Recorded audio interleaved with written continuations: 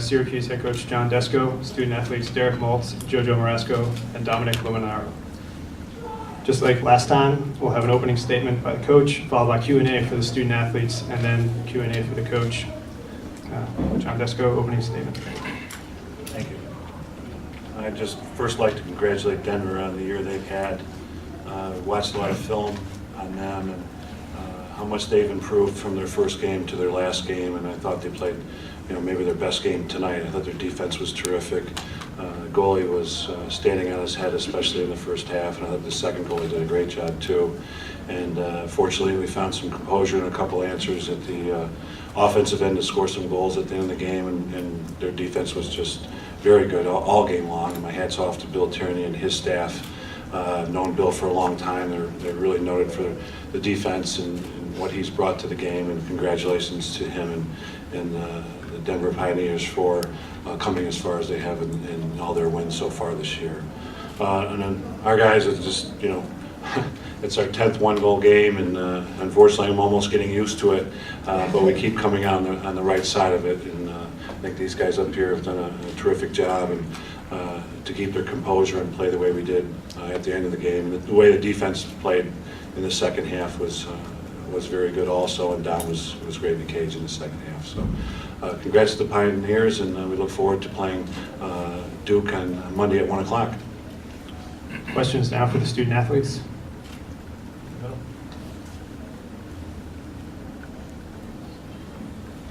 This is for Derek. Take us through the last play that led to the game-winning goal.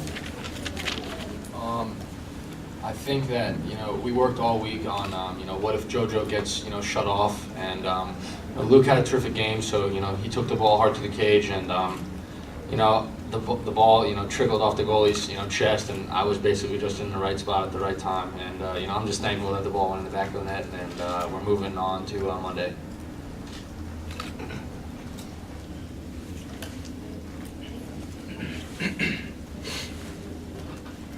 Jojo, what does this mean for you being a senior, never being to championship weekend, you and the rest of the senior class now finally advancing to the national championship, which is probably what most of the players come to Syracuse to do? Yeah, it's been a goal since, I first picked up a lacrosse stick, and I always wanted to come to Syracuse, and I can't say enough about this team this year with coming back in so many close games, and it's just a great feeling right now, and right now, it's just, we're going with it, and then we got to tomorrow wake up and prepare for Duke. But, all around, I'm just really happy for the team again, and, we're really excited to play on Monday. Down front here.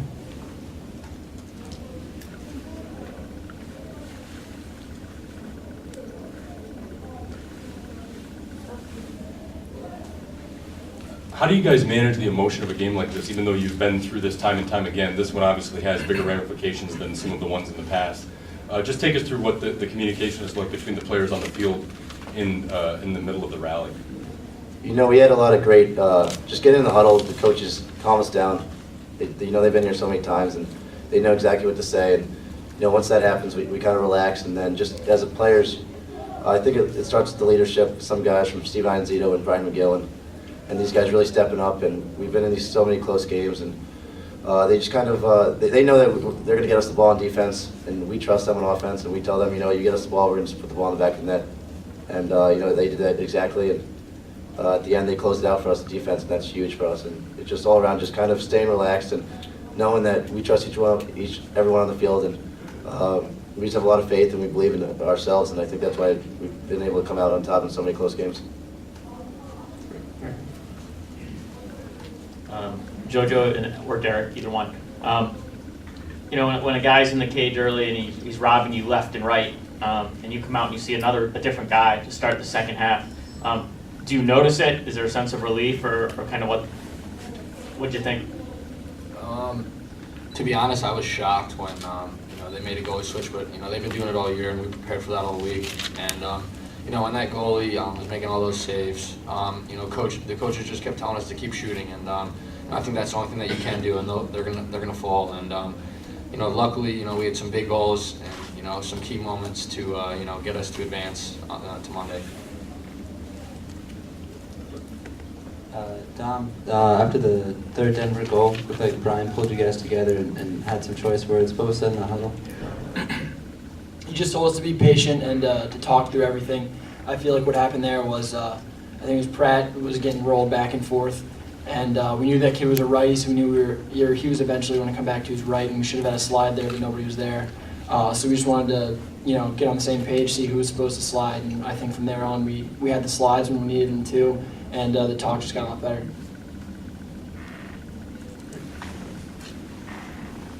JoJo, teams have kind of made a point to try to shut you off lately. You have 5 points today, so what sort of opened up for you today?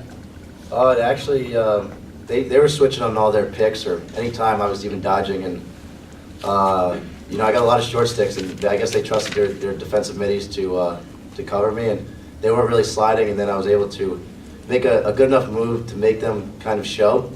And then guys all year, like, you got Luke Cometti and Derek Maltz and Dylan Donahue getting open so much, and even guys, Scott Lloyd breaking out on the backside, and I was able just to see these guys all game, and I really try to be as much unselfish as I can, and these guys are great shooters, and I really trust them, and it's been working out all year, and hopefully it can for one more game.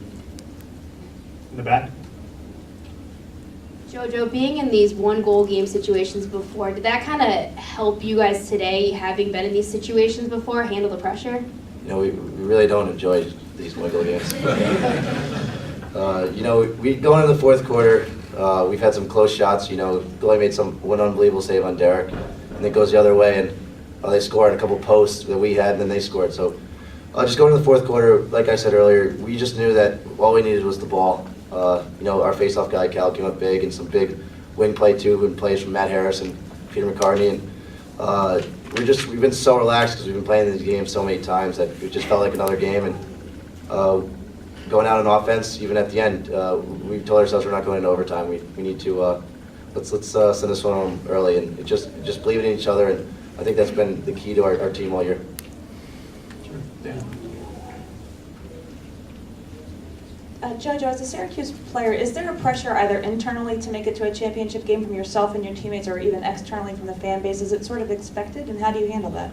Yeah, I went to Syracuse because they played in the Final Four so many times, and you have 11 national championships. That's why you go to play. They're unbelievable coaches and great team spirit, and you want to, when you step on that field every time, you're playing for the fans, Syracuse, community, your families, everyone. It's expected, and I think that's why we've been here so many times, because we play so hard, and the talent is just, it rises every time in close games, especially when it comes down to the last 4 teams in the Final Four. To finally make it here is huge as a senior, and we're really going to get after it tomorrow for focusing on Duke, and hopefully we can pull one out. In the middle there? Coach, Sean Young shuts down another great Canadian player. Is it safe to say that's almost his mantra now? Well, being from Canada himself, I think he's used to it, covering certain styles. And I think he's taken a lot of pride. He's been given an individual matchup many times, playing a player that is mostly an off-ball player. And so he really takes a lot of pride in it. He rises to the occasion. I think the rest of the defense knows his role and can make slides and doubles from different positions, knowing that he has a certain responsibility on the field. But he's done a great job with it all year long. Any other questions for the student athletes? Down front here. Yeah.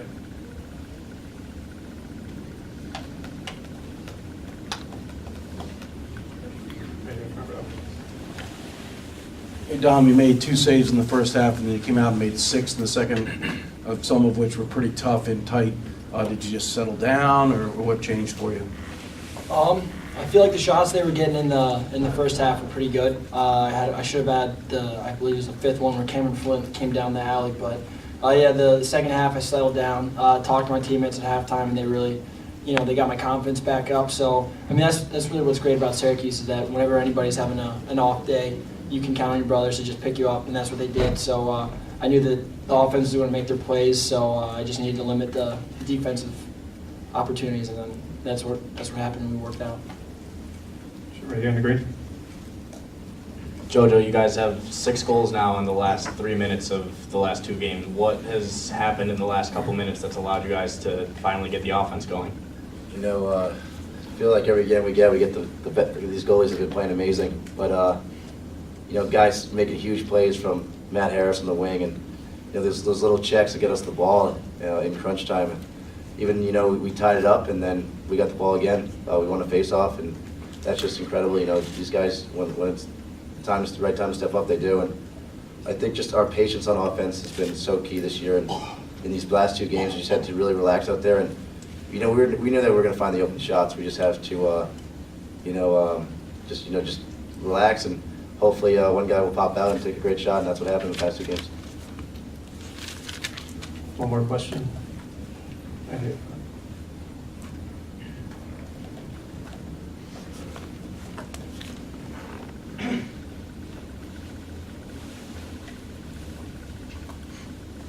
Derek, you guys have had some games where you've struggled on faceoffs in particular, and here you have one where last possession is on that last faceoff. What's running through your mind as everybody's getting set up for that thing? I'm pretty confident in all of our faceoff guys, and Cal gets in there and just made a great play, and our wing guys, like JoJo said, Matt Harris, in my opinion, is one of the most underrated players in the country. Has had a heck of a tournament so far, and just an unbelievable game. Getting ground balls, making plays, and when him and Zito or Pratt or Peter McCartney, any of those guys are on the wing, I'm pretty confident that we're gonna get the ball in crunch time. And we got the ball, and you're looking at probably in my opinion, the best player in the country, and he gets the ball on the stick, he's gonna make something happen. And with those guys that we had at the wings, and doing a good job all day, controlling Carrero. I was pretty confident in the end, and luckily it turned out the way we wanted it to. Thank you, gentlemen.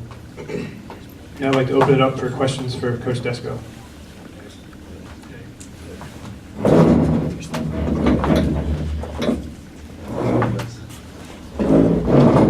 Coach, you shut down Westberg, who's having a great tournament thus far. Was that by design, or just how the pieces kind of fell into place? Well, it worked out that way, fortunately, and Young did a great job on him, and we saw in many of the film, especially in the last few games, that they really looked at him. A lot of the things they do, carrying the ball, they try to shake him free off the ball. So we made him a focus, and hurt us a couple times because they put him in slide situations where we're supposed to leave him and go to help out the Dodger with the ball. So it cost us a couple, but I think he was definitely one of our main focuses going into the game. Other questions? Front here.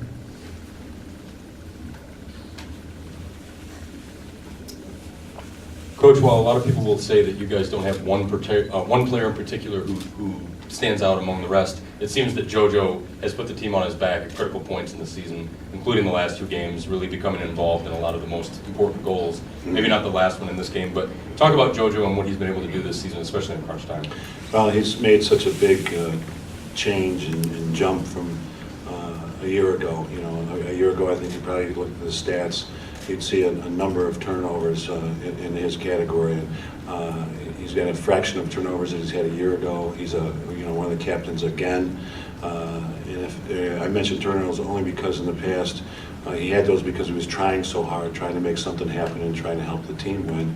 And this year it's just all come together for him. He's a feeder, so a big goal at the end of the game when we were man up that he scored. And I think the other players on the team know that when JoJo has the ball in his stick, they work extra hard to get open.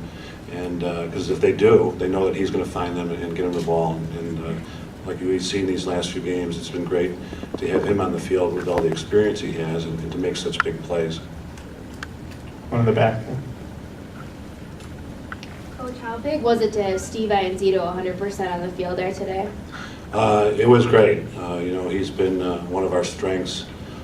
If you follow lacrosse, that most teams are going to attack the short sticks at your defensive end of the field, and he's been tested all year. And I think Troy Gerald and our trainers did a great job of getting him healthy and getting him back. Because even yesterday, he just practiced kind of a half a practice, and for him to be able to go the whole way was great for our defense, especially getting those stops in the second half. Other in the back. Coach, earlier, Coach Tierney said that there's no there's no Powells, there's no Gates out there. What is it that makes this team tick? What is it that has pushed them to this point? Well, I think, we were rated anywhere between, 14 and 17 to start the year off. And frankly, myself, with the season we had a year ago and the number of losses and with some of the kids that we had graduated, I could see polls or coaches voting us in that category, but especially the senior group took it personally, and they thought they were better than that. And they've worked really hard. The seniors and the captains, have really been great for us on the field, off the field, in the classroom. And so I'm proud of what they've been able to achieve so far. And we've worked very hard. They've worked very hard, and have gotten better every week. And like I mentioned earlier, this is our 10th one-goal game, and I think a lot of it has to do with their work ethic, their composure, and their ability to produce at the end of the game. Sure, in the front here.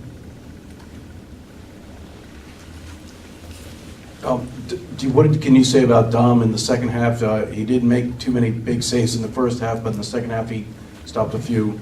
They were in tight, some tough saves. Yeah, he's been doing that, especially these last few games. I think that if you watched our Yale game, he had a big one-on-one save at the end of the game, or we might not have been here being able to play today. And I think the second half you saw him play pretty well. We weren't giving him a lot of help in the first half, and their goalie, as we mentioned, was saving everything, so we put a lot of pressure on our defense in the second half. I think he really came alive and saw the ball very well. And he's been very good in the clear, and he's a great communicator, which a lot of people know the quarterback position in football because he's calling everything out, he's calling the plays. And in our game, the goalie's calling out the defenses and communicating to the rest of the defense on who should be, making slides or double teaming the ball. And he does that very well. Blue. John, I know it's what they've done all season, but are you surprised, when you see Denver pull the plan at halftime? No. I know Bill Tierney personally, and I've watched him on film, and I think somebody even asked him before the game, after his last game, if he would be doing that, and I think it's predetermined. The goalies, there's a mindset with goalies. You're going in for one half, and the other guy's going in for the second half, and they mentally prepare for that. And sometimes to leave your goalie in after the first half when we've been doing switching all year long, all of a sudden changes their mindset too. So I think it's something they've done, and I thought he came in the second half and made some big saves too.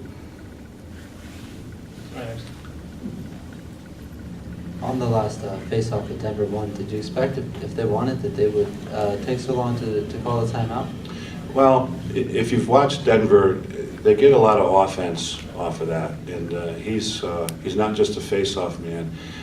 He'll get it. He'll go to the goal. He's scored a number of goals off the face-off this year, so I'm not really surprised. I think their first option was to see if he could dodge, and they probably had a play set up for Berg or someone else coming off the pick, and the way we played him, we weren't going to let him get open today. So we probably wanted to take a little bit quicker, but they still had enough time to dodge, throw it behind, and get a feed to the inside. We have one in the back.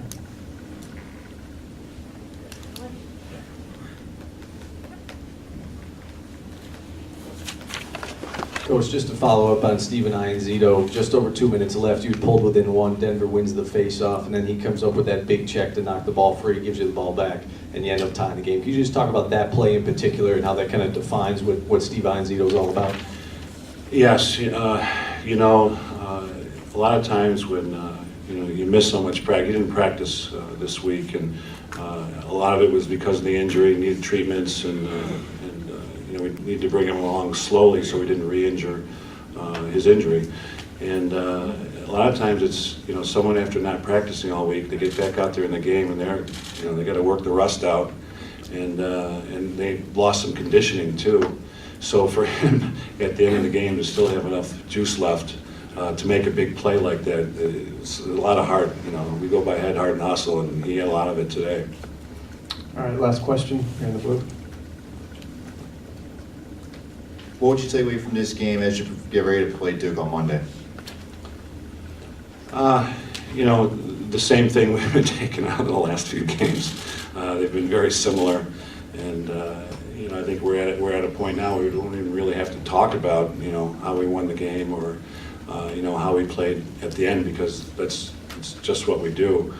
So I think we're just going to get together. We'll get together as coaches after this and watch a little more. Duke, the assistant coaches, were up in the press box watching and trying to get a scouting report together. And we'll discuss that tonight. We have very little time. We haven't played them this year, so we don't know them like some of their other opponents that we have played, and vice versa for them. And as a matter of fact, for them, they were probably scouting Denver, so we probably have an advantage. They probably flipped their books over and focused more on them, thinking that they were going to be the winners. So we'll get together tonight and tomorrow and try to get as much information to the team in the next 48 hours here, so that we know who they are going into Monday's game. Thank you, Coach. Thank you.